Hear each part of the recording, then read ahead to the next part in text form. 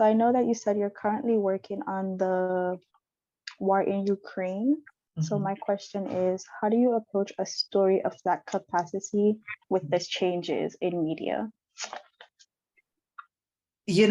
So I have a friend that I'm on the National Association of Black Journalists political task force executive board. And a friend of mine, actually four of us did a panel on the war in Ukraine and Black journalists reporting on it. And so there's a woman by the name of, if you look her up, Nicole Killian with CBS.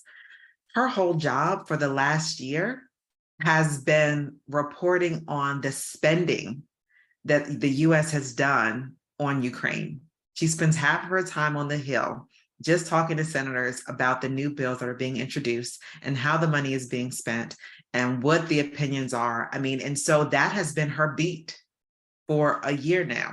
And that's a very small microcosm of the war in Ukraine, right? And even a small microcosm of the US's impact or its involvement in the war in Ukraine.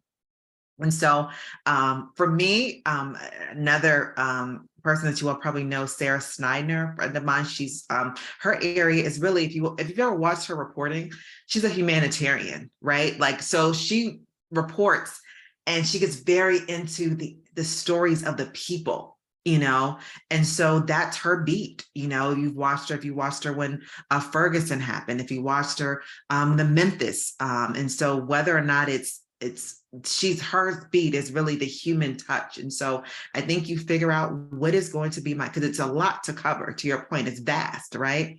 Am I going to cover the US military defense? Or do I have an interest in military? Do I have an interest in what the Defense Department is doing? Do I have an interest in what the White House, because the White House alone is doing things very different even than what the Senate is doing.